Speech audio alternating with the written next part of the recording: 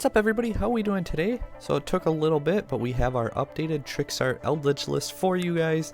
And this was a deck I played in a 43-man tournament online. It was really fun. I ended up missing one round because I had family stuff to take care of, so that kind of sucked because I ended up bubbling out and just barely not making the top 8. But it was really fun and the deck did a lot of good things. Some pretty big changes though. I was playing Souls and Apprentice instead of Extravagance. I also played Desires and different things and tried it.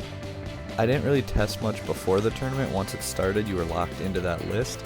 So after playing in the tournament, I made notes on changes I would make. I also played 3 Lycoris and a Lilybell and just kind of went away from the Trickstar engine a little bit.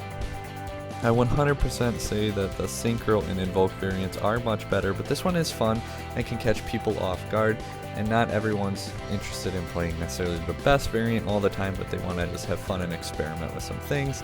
So I guess we can get on into the list a little bit here. Small explanations, but pretty straightforward. 3 Candina because it's our normal summon for the deck. We're searching out our Reincarnation, things like that, because I found in the tournament Reincarnation can really mess with some decks just on its own.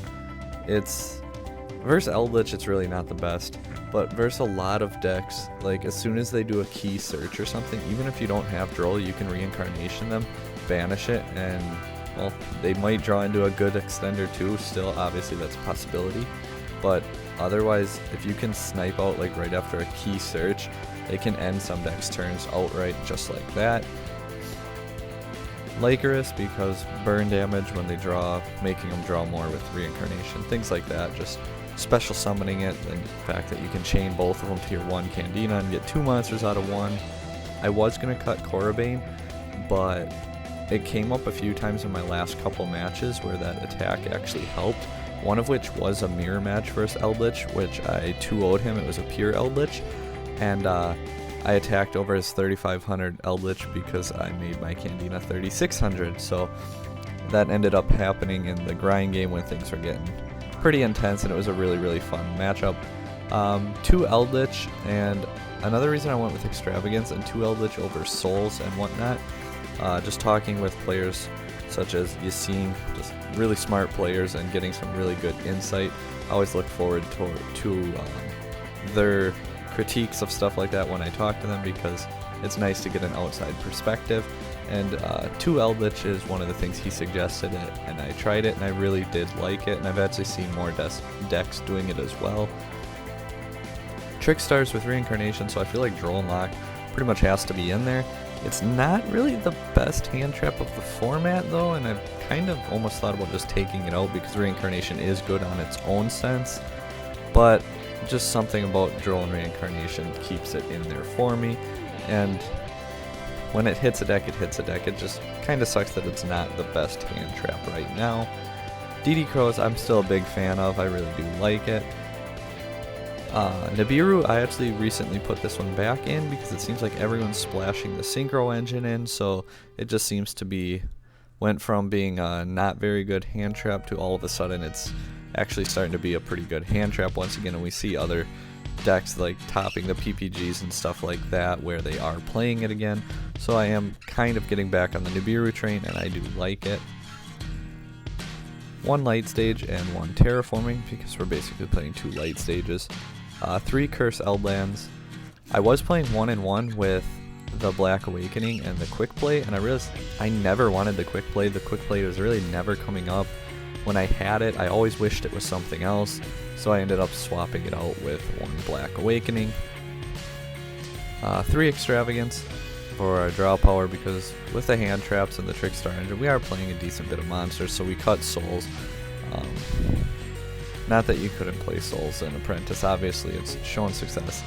And in this variant though, I just started testing this after that tournament and I did like it, and I think this build overall would have performed much better had I had more testing in before that event. 3 Trickstar Reincarnation, 3 Scarlet Sanguine, 3 Hekiro, 3 Conquistador, and your 1 Golden Land. I also forgot to put in Golden Land Forever. Few times that actually ended up hurting because I went to search it and I was like, oh no, that's not gonna work. So when you're joining a tournament, always double check and make sure your deck list is what you want it to be, and you don't forget something like that, because it really hurt. Extra deck, we have Super Poly and Waking the Dragon targets, and then a couple things like our Pleiades, the Super Dreadnoughts, and then just the one BLS, because once in a while I'd go into it. So if I open Extravagance and Super Poly going second, just judge, is Super Poly going to break their board, and is your hand good enough where you can just hold your Extravagance? In that case, do it. That's why we doubled up on our Waking targets, to be less likely to banish both of them.